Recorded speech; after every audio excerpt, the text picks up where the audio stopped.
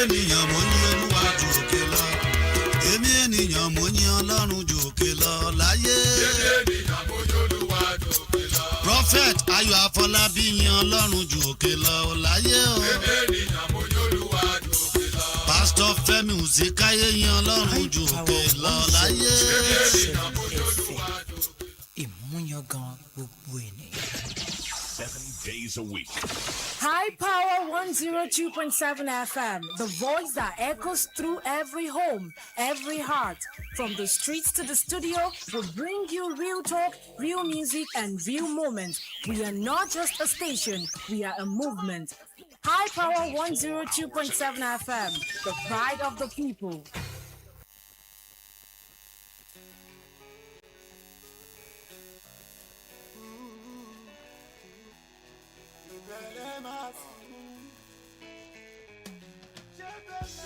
ọjọ́ rẹ̀ bí àná dàgbò òmìnira 1960 nígbà yẹn things easy gẹ́gẹ́ bọ́n ṣe wí darúgbó tó mi lọ lòdùnú pátí gbòmìnira òmìnira ìdí ìdàbí ẹ̀wọ̀n náírà wá ìlú polúkúrú mùsùn ewé tàgbà tó jẹyàn wọn níṣu abẹ́ orí ewé rí ṣùgbọ́n ẹ ò fẹ́ wí abẹ́ orí àgbà ẹ̀rí àtẹnujẹ ló fẹ́ pa yín pẹ̀tẹ̀pẹ̀tẹ̀ taná ní ìfọ̀pá ẹni bá tàgbà kó lọ́mọ ọ̀tẹ̀ ṣé bẹ́ẹ̀ lẹ́ máa sùn lè bá sọ pé ò mọ kankan ẹ̀yìn àrò lẹ́ máa wà ṣé bẹ́ẹ̀ lẹ́ máa ṣẹlẹ̀ o ṣé bẹ́ẹ̀ lẹ́ máa sùn kí ẹni kò ṣẹ́ mọ́ wá kan ẹ̀yìn àrò lẹ́ máa wà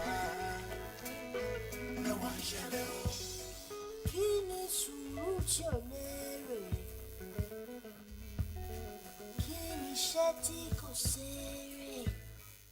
It is a very good afternoon today, Wednesday of this month. Or should I say Wednesday in the month of, in the new week, in the month of April.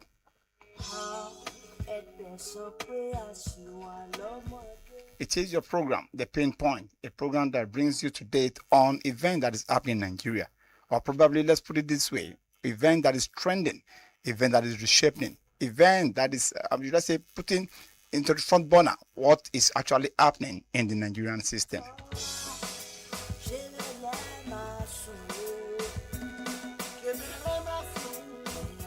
Like you all know, I love coming in with the quote of Joe Baldwin, which says, a change is possible. That change is inevitable. Change will always occur, but the application or direction to change determines its progress. And it is on that note that I welcome you to the most informative, educative, and your analytical program, Pinpoint, from the stable of your favorite radio frequency, IPA 102.7 FM, Emurele in Owo.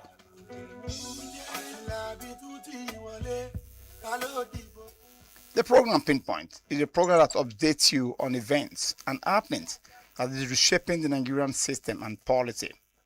Pinpoint is a program that informs you with detailed analysis of events across politics, security, economy, and education, and an in-depth view of government policies with related trending issues in the Nigerian system.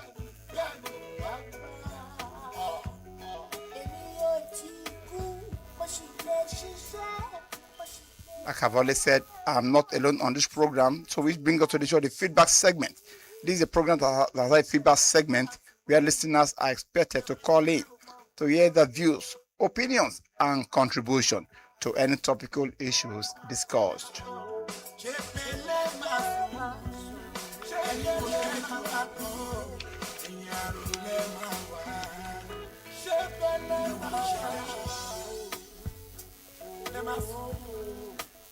It is on this note that I welcome you on board the program.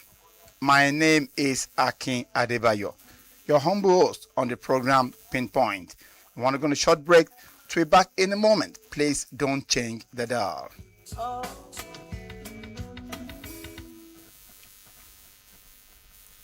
Welcome back. It's still your program Pinpoint. We are transmitting from a darling station, iPower 102.7 FM. Today, we shall be discussing on should I say policy or probably advices given by World Bank and IMF. And the singular reason why it appears we are using that topic, or should I say bringing up that topic today, is because of the recent allegation by the World Bank that Nigerian government has diversed the federal, the statutory deduction. And federal government has come out to say that no, that it was a misinterpretation. Now, this follows the same reports, allegation of aiding spending and revenue diversion that emerged from the Ministry of Finance, which they have dismissed that this misrepresentation of statutory deduction, like cost of collection and debt servicing, as presented by the World Bank. The World Bank raised this allegation. The Federal Ministry of Finance has come out to debunk it, that it was it's kind of misinterpretation from the World Bank end. The question is this: why is it that the World Bank that will come about giving Nigeria or African countries advices on how to manage the economy will be the one again to now start criticizing the policy, particularly when the policy goes south, which simply means when the policy seems not to be going as expected, when the policy seems to be affecting the citizens of the country they've given the advice to. And that is why today we'll be looking into the, should I say, hypocrisy of the World Bank and IMF. And of course, to a large extent, we'll be bringing about a reasonable solution on how to go about checking, or should I say, looking in depthly into the advices of the World Bank.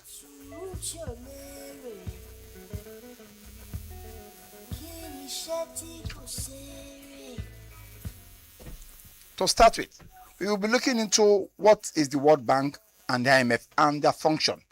The World Bank and the International Monetary Fund, international of IMF, are sisters institutions established in 1944 at the Bretton Woods Conference. While they share the goal of raising living standards, they perform distinct role in the global economy. The IMF, for instance, focuses on macroeconomics and financial stability to prevent global economic meltdown.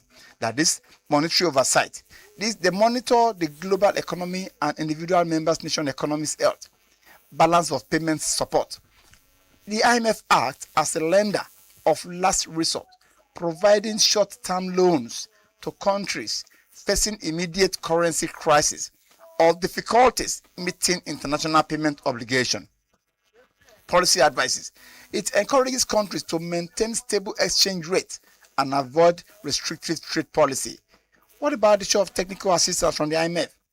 It helps government design and implement fiscal and monetary policies such as tax legislation and central bank capacity building. Now, the World Bank. The World Bank, which many people see as the construction crew, the World Bank focuses on long-term economic development and poverty reduction. Development financing. It provides long-term loans and grants for specific projects like building schools, health centers, power grid, and water system. Infrastructurally and human capital. The World Bank invests in sectors such as agriculture, education, environmental production, and healthcare. In the area of technical expertise, the World Bank employs specialists like engineers and urban planners to oversee complex multi-decade development initiatives.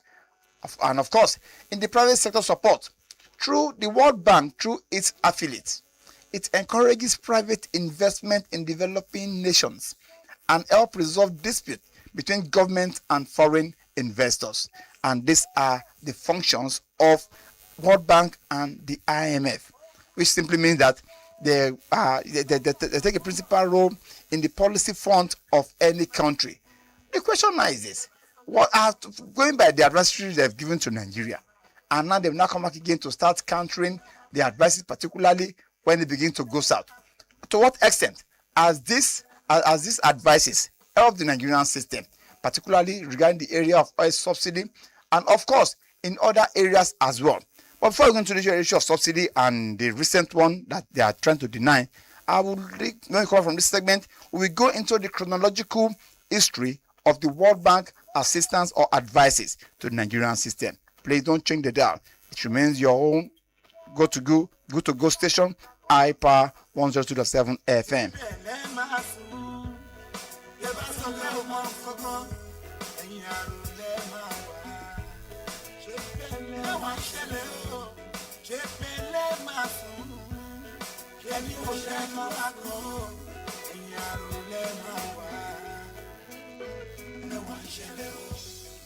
Kí ni sùúrù tí ò lérè? Kí ni iṣẹ́ tí kò ṣeré? Welcome back. It's still your program, Pinpoint, on your go station, iPower 102.7 FM. The studio line is 08165524699. 08165524699. Now, the chronological history of the relationship between Nigeria and the Bretton Woods institution, that is the IMF and World Bank. Now, whenever anybody just say the Bretton Woods institution, they are referring to IMF and the World Bank. It reflects a recurring pattern of externally mandated reforms that often prioritize global market alignment over domestic stability. It's very, very simple. Now, the World Bank and IMF, by what we just heard now, is deliberately designed, as you all know, it's not in Africa, it's the overseas country, I'm not saying in the United States. Now, they are deliberately established to reflect a recurring pattern of external mandated reforms that often prioritize global market alignment over domestic stability, which simply means they are more particular about international alignment than domestic stability. So they are less concerned about what is going on in your country. All they are particular about is how stable is the global economy. Now, if that global economy favors the region they come from, that's the most principal thing. They are less concerned about how other regions feel like, particularly Africa. A friend of mine was saying that he was in a peace conference in Germany, and he said he now met somebody they are now discussing, and in court of discussion, the person you're not saying that, okay, where are you from? Stuff like that. The person now said, okay, I'm from Russia. He now brought out his complimentary card. And right there on complimentary card was written that this guy is a dealer, is an arm dealer. He now said, we are talking about global peace. And here you arm dealers, you are here in the meeting. What have you come to do? He said, well, that's none of his business that, of course, they are part of the global peace. The question is this. Do you now, because an average arm dealer makes money from war, makes money from crisis, makes money from civil unrest, particularly when weapons are being used. And that is why it was not forgotten during the era that, Russia actually, US alleged Russia that, okay, why is this supplying a particular country weapon? The Russian government said, look, those two companies from Russia, they are private companies, not Russian-owned government companies. So they have the right to sell their wares to anywhere they so wish. These are the questions. So we simply mean that as long as this world remains, IMF and World Bank is deliberately designed to only stabilize international markets. And when I say international market, I'm talking about American and European market, and probably the recent Asian tigers. So, and Africa has remained the cash crew for raw materials, because majority of the raw materials being used in these countries are sorted for in Africa. And unfortunately, I can't say virtually, but majority of African countries are not at peace. There is so many problems, insurrection here and there in Africa. There is, this terrorism acts, banditry here and there. Exploration of mineral resources, that cannot even be accounted for. These are issues that is the front burner of the Nigerian system. The question is this: what is IMF and the World Bank doing about it? If really they are intentional about bringing economic stability in the African country, but like I said, it's like they are more particular about external reforms that often prioritize global market alignment over domestic stability.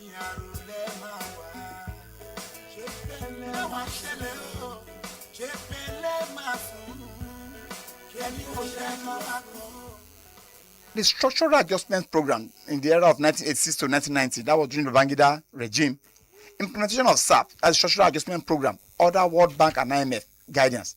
Nigeria adopted the structural adjustment program called SAP to diversify from oil. The reform included massive naira devaluation, trade liberation, liberalization, and removal of import licenses. The paradox: instead of the promised growth, structural adjustment programs have triggered record inflation, peaking at 55%, widespread unemployment, and a brain drain. The removal of import restriction undermined local industry while foreign debt continued to climb. Now, in the year 2010, fighting for HIPC status, Nigeria was initially included in the World Bank highly indebted poor countries initiative, but was then removed, forcing the government to use nearly 50% of oil revenue for debt services. In 2025, Paris Club debt forgiveness, Nigeria paid $12.4 billion to the Paris Club to clear a debt of $30 billion in debt. The paradox is this: while the IMF and World Bank praised the fiscal discipline that enabled the deal, critics argued that the massive one-time payment drained resources that could have funded critical domestic infrastructure. Now, the subsidy shock, that is in 2020 to 2023, the first Occupy movement that is under the pressure to reduce fiscal deficit, the government removed fuel subsidy, dousing prices overnight. Massive protests forced the partial reversal. Now, permanent removal. Upon inauguration in May 2023, President Bola Tinubu ended the petrol subsidy following years of insistence from the IMF and the World Bank. Now, the paradox of the whole thing is this: the institution publicly celebrated the move as courageous, but as inflation crosses 30%, the IMF warned of tough times. You can see the hypocrisy there now. The institution publicly celebrated the move as courageous, but as inflation crossed 30%, which simply means IMF or World Bank will just introduce a policy to you. Now they are associated with you, they align with you, and the policy is is good to go. But the very minute there is a kind of protest against that policy, and probably maybe the policy it was wrongly implemented and it becomes counterproductive, IMF knows how to keep that distance, and that is what is happening here. I read again to your hearing. The institution publicly celebrated the move as courageous, but as inflation crossed 30%, the IMF warned of tough times for Nigerians, distancing themselves from the social consequences of their own long-standing policy recommendation. IMF recommended the removal of subsidy, but the very minute they identified that this removal is not bringing about inflation crossing over 30%, they kept that distance. And that is kind of people we are dealing with. Like I said, IMF and World Bank, their own mandate is to make sure that the international market is stable, that less concerned about where they source the material, that less concerned about all that content. And when I say international market, we should not deceive ourselves. I'm talking about American and European country. Africa is not even in the chain. And so which simply means that Africa just have to develop their own way of survival, devoid of IMF and World Bank. And that was why the Asian tigers and some European countries like the BRICS, that is Brazil, Russia, India, China, and South Africa, BRICS. That was why they went as far as initiating their own international organization. And looking at Brazil, Russia, India, China, and South Africa, to a large extent, they have their own natural resources. So there will be a little or no scramble for resources back in some African countries, thereby creating unrest and insurrection. But when it comes to the issue of World Bank and IMF, like I said the other time, they are more particular about the mandate assigned to them, and that is stabilizing the international market by all means. And that is why the USD, United States dollar, will continue to dominate the international market. And that is why till date, China is finding difficult to actually penetrate into the world market. Of course, as it is now, China is producing for the world. But what about the currency of China, yuan? Is it well accepted? Of course, these are moves that they're trying to go about. But of course, trust America, no country, and of course, business is war. We should be sincere with ourselves. Business is war. It all now depends on how you are able to execute your business. It all now depends on you making sure that you don't fall prey, you don't fall victim of the war. Or else, if you are not strategic, if you are not well formidable in this war, it's possible you are being consumed by the war. So that is what I think is happening now in the international market. And of course, this trickled down, because like I was in a sister station and we had a discussion, and I said the issue of this war that's ongoing between US, Israel, and Iran. The end target is China, because bulk of China petroleum products or resources passes through that Strait of Hormuz. Just a 30-kilometer road is what is creating this problem. Forget about the issue of nuclear, what have you. Have America been able to identify nuclear power anywhere in Iran? The answer is no. Even the American government, even some key American government knows about it. And that was why the National Security Advisor, the NSA, I've forgotten his name, went as far as resigning. And because he actually advised the president not to go into the war. Because as it states, there is no nuclear power in Iran. But the president refused. He went ahead to execute the war. All because he wants to just take charge of the route of that Strait of Hormuz. And that's the major waterways that lead to China. And the very minute that route is blocked or being occupied by the US, then there won't be free flow of petroleum product from any of those Arab nations, particularly from Iran to China. And that is why, and the very minute China begins to lack basic resources, then their production will go down. Because as it stands now, production is far more cheaper in China than even in the US. And there's practically nothing that has been produced in the US that has not been produced in China massively. Like I've always said to go with people, there is no house you get to that you won't find one Chinese product there, as little as a plastic rubber, as little as, even in some cases, toothpick.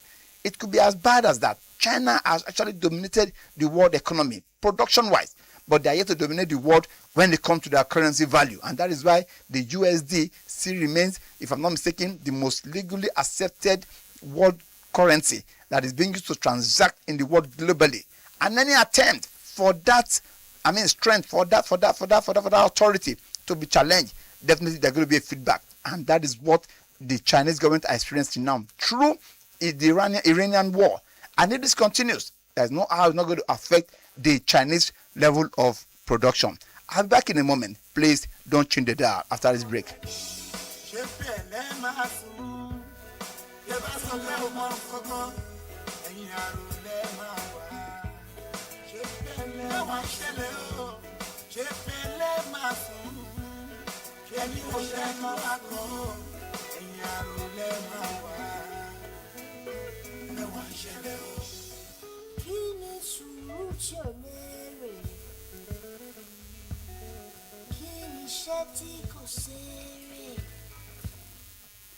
Now, the most recent one by the World Bank is the acquisition in 2025 and in early 2026, where World Bank report implied that the Nigerian government was diverting subsidy savings, remitting only 50% of the gain to the Federation account.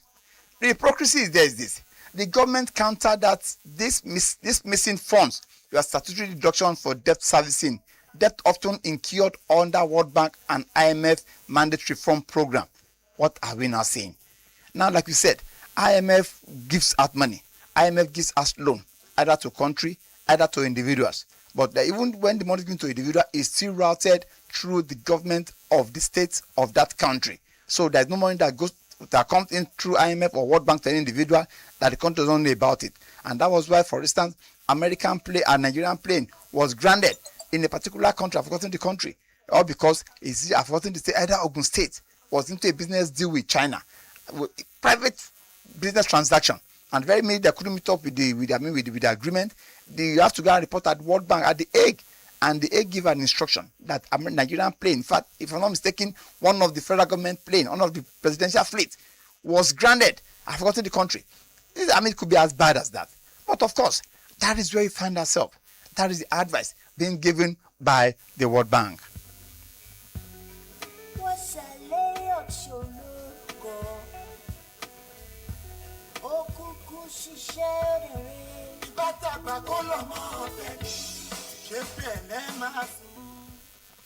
Well, our time is fast spent, and that's why we come to the conclusion that Nigeria stands at a crossroad.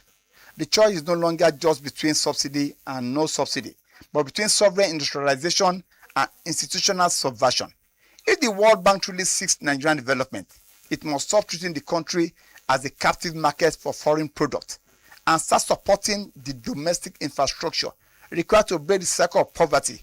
Anything less is not economic advice, it is economic sabotage, of course. And that was why I want to bring to speed the recent advice by World Bank that Nigeria should focus more on importation of fuel, petroleum products, at the expense of Dangote refinery. If I'm not mistaken, World Bank wants to the ground that unless Nigeria starts producing its own petroleum product that will not save us from this economic sabotage, now we are producing. But unfortunately, the same World Bank is advising that Nigeria should go into more importation than relying on Dangote product. That is far more cheaper than what Dangote is producing. Is it not a terribly economic sabotage? But Nigeria kicked against this. Analysts came on board, critique analyzed it, and civil society organizations equally condemned the act. That why would World Bank be encouraging importation at the expense of Nigerian production? That is why Dangote needs to be more careful with the kind of presence he employs in his refinery. Because these people, they can go to any extent, they can go to any length in frustrating the Nigerian economy. And of course, as we all know, Dangote does not even, get all the crude needed for his refinery in Nigeria. He has to go as far as importing other crude from other country. And of course, simply because the Nigerian crude, everything has been used to borrow money from World Bank and IMF. And there's no implication if Dangote refinery should stand. It simply means that there won't be room again for importation of petroleum product. And Dangote, like I've said, should be more careful with the kind of persons he employed in his refinery. I pray God saves Nigeria. I pray God saves Nigeria. But of course, we too on our own part, we have our own role to play in making sure that we are not sabotaged by these two strong institutions that has been given the mandate in making sure that the foreign economy is stabilized at the expense of the local ones. It is on this note, I'll be joined today on the program Pinpoint. My special appreciation goes to the general manager of this great radio station in person of Engineer Paul Olosu. My head of program, Elisha Rotimi, head of general current affairs, Alaba Adeyemi, and of course, to every person in this studio that has made this program a huge success. I want to say a very big thank you to every one of you. And of course, my appreciation goes to you listeners, because if you are not there, we won't be here. I want to say a very big thank you to you. It still remains your program to meet again next week on another fascinating topic, Pinpoint. I remain your humble host, Akin Adebayo. Thanks and God bless. Kí ni sùúrù tí ò